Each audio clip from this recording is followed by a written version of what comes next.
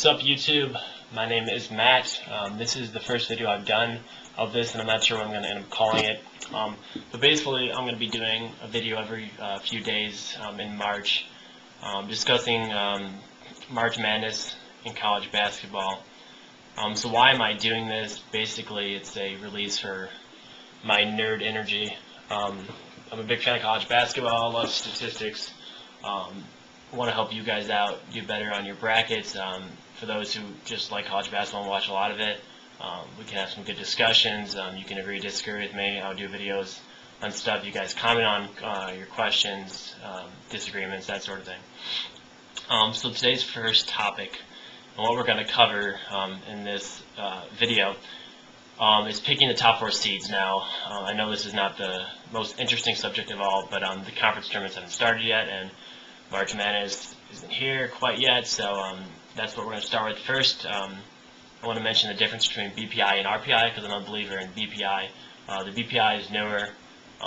It's called the Basketball Power Index. It de-emphasizes games when a team is missing a top player. It takes into account the score. It takes into account opponent's strength of schedule. It takes into account whether it's a home game, a neutral game, or an away game, and that's really important. So basically, the RPI is just a lazier system, and it's older.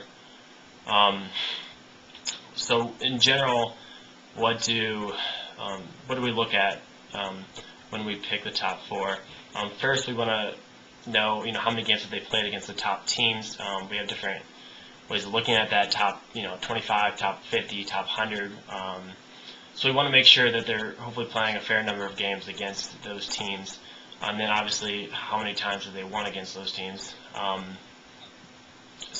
Different teams have those two factors for them or against them. Strength of schedule is important. Obviously, the better your strength of schedule, the better for your team. And then whole body of work. The tournament committee does seem to have more of an emphasis on recent games, and also those are the teams that have won a lot of games down the road. At the end of the season are the ones are generally going to be the highest during the tournament, so those are the ones you want to end up selecting if you're picking later in March. And then things that are more important to me, I'm really big on road and neutral wins. It seems like those are the teams that end up winning in March. If you follow college basketball closely, you'll see that a lot of teams, decent teams, but not great teams, they win at home, but they can't win it on the road. So really looking at road and neutral wins is important. So I've coined the phrase NOAA. So NOAA wins. No, I did not say New Orleans. I am from the north. But that stands for neutral and away, neutral or away wins. So I'll talk about that later. But I'm really interested in top 50 win percentage because those are the teams that you're going to play in the tournament. Most of the teams are going to be top 50, other than the ones that are in smaller conferences who get in through winning their conference tournament. And then I think you have to put more trust in battle-tested teams. So a team that is 8-8 versus the top 50, you're going to probably trust more than a team that's 2-2. We just know more about that team who's played 16 games against top 50 versus 4. And then, as I mentioned before, I think the BPI is a better indication of success in the tournament than the RPI. So let's go ahead and jump into it. I don't want to make this video too long. Sorry, I don't have too many awesome graphics. I'm not that great at that stuff. So hopefully you can either watch me and be bored, or you can just listen or something. I don't know. But the top 4 teams, the teams we're going to consider for those spots are in the following order. These are alphabetical: Arizona, Florida, Syracuse, Villanova, Virginia, Wichita State, and Wisconsin. So a lot of V's and W's there. Teams that we left out that probably feel like they should be considered are Kansas. The problem with Kansas is they have 7 losses, which at this point in time is a little bit much. At the end of the season, if they still have 7, they'll have a decent shot of getting a top seed. But we'll have to wait and see how they do in the conference tournament. They also have a worse top 50 win percentage versus the top 4 that I chose. Another team is Duke. They also have 7 losses and only 2 NOAA wins. And then finally, probably Creighton probably has a debate too. They beat Villanova twice, but that's a good source of evidence that winning against better teams doesn't necessarily mean you're going to be placed above them. It's the whole body of work, and you also see that. I mean, Michigan could say the same thing. Why is Wisconsin being considered, considering they won the Big Ten, not Wisconsin? And once again, it's more about the overall body of work. Wisconsin had a great non-conference schedule, relatively speaking, and Michigan didn't play as well and also has a really bad loss versus Charlotte, which is limiting them. So without further ado, let's go ahead and reveal my top 4. Number 1, I have, ready for this? It's coming into your screen now. Boom. Arizona. And I know that comes as a surprise to a lot of people, considering Florida is there at number 1 on the top 25 list right now.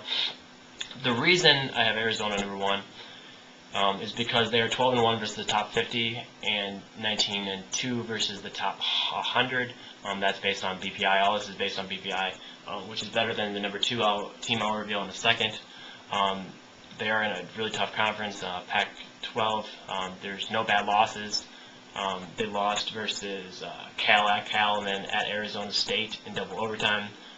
Both teams that are probably going to end up making the tournament. They have 7 quality NOAA wins. So 7 wins. And, I should mention, by the way, when I mention a quality NOAA win, that means that they beat a team on the road or at a neutral site that is in, relatively speaking, the top 70 of the BPI, which is generally who's considered to be in the field or a bubble team. So that 7 is the most of any of the teams that I'm reviewing. They also have 40 top 30 NOAA wins, which is also tied for the most. So basically, they, in my opinion, are the best team. One team above them, Florida, is picked as number 1 in the rankings right now, just because Florida has won a number of straight games, and the voters seem to take an emphasis on how you're doing recently. It's just the same way in college football. You'd rather lose your first game than your last game if you're trying to get back to the national championship. Same thing here. It's not really fair, so that's why I consider the whole body of work to be just as important as far as reviewing to decide who's the top teams. So number 2, as you can probably predict from what I've already said, are the Florida Gators.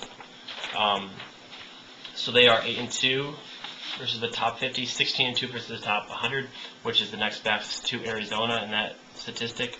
They do have a long winning streak, as I mentioned, which is why they're number 1 in the country. They have no bad losses. Actually, their worst loss is at Connecticut, which obviously is not a very bad loss, to say the least. Their other loss was at Wisconsin. So yeah, they've done pretty well. The weaknesses of Florida and why they're not the very top seed is, one, their conference. Unfortunately, it's not their fault, but the SEC is holding them down. They only have 4 quality NOAA wins compared to Arizona's 7. They also only have 1 top 30 NOAA win. And once again, that's really speaking more to the SEC and them not having the greatest non-conference schedule. Let's go ahead and go to number 3. This is probably going to lead to the most controversy. Maybe the team you didn't expect to see. But number 3, I have, as soon as it comes into focus, the Wisconsin Badgers. Wisconsin, I don't really understand why they're not getting that much attention. They're 8-2 in the top 50, 18-4 in the top 100. That's pretty impressive, but the most impressive thing about them is they have a ton of really good wins on neutral and in away sites. They've beaten Iowa away, Michigan away, Virginia away, Green Bay away.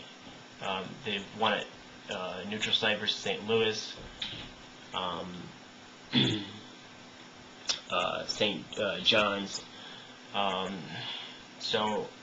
And 4 of those teams are in the top 30. So that means that they know how to win. Unfortunately, they have a really bad loss against Northwestern, which is really holding them down. If it wasn't for that loss, I'd assume they'd be getting top seat consideration from the rest of the country. And obviously, they also play in the Big Ten, so they have a really strong conference. The other thing that's holding them back is 5 losses. That's not terrible, but it's not 2 either, like Arizona or Florida. So we'll have to hold our breath on that one. I think the committee's probably going to put them at a 2 right now if they had to pick right now. But once again, this is my picks based on what I've researched. Last but not least, this was a tough one for Wichita State. I know everyone else in the country is convinced, but you'll see for who I picked number 5. I'm actually really close to putting them ahead of Wichita State, and Wichita State just worries me because yes, they went to the Final Four last year. Yes, they are undefeated, but we just don't know that much about them. They've only played 5 teams in the top 100. Compare that to Wisconsin, who's right above them in my poll here. Wisconsin's played 22, so it's just tough to know exactly how good they are. They have 1 top 30 NOAA win. Let's see, they beat St. Louis at St. Louis, and they also won at a neutral site versus BYU by 13 points, which is pretty impressive. But like I said, their starting schedule is 120. They just don't have that many games against top opponents. So if really me putting them at a 1 seed is more or less because Syracuse has dropped, and I think they were above them before, but losing 4 of the last 5 games kind of hurt them. The rest of my teams, number 5, the team that I have really pushing Wichita State is Villanova, 27-3, 6-3 versus the top 50, 14-3 versus the top 100. They have 7 quality NOAA wins, so they know how to win on the road. That's tied with Arizona, by the way, for the most. 2 top 30 NOAA wins.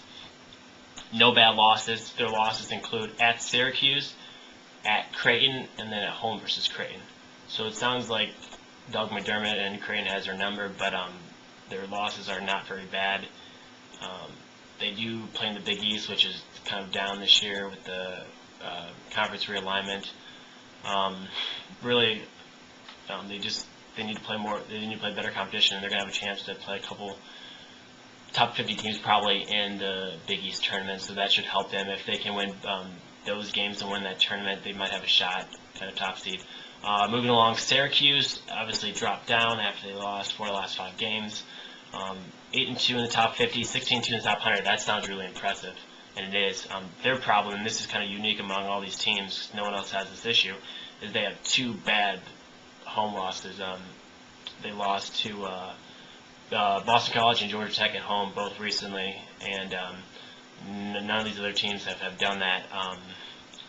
So that's really holding them back. I would say they're probably at a 2 seed right now, but once again, if they can win their tournament, conference tournament, they have a good shot of moving back up. And that seems to be the theme here, that all these teams really have a chance to be a 1 seed if they win their conference tournament.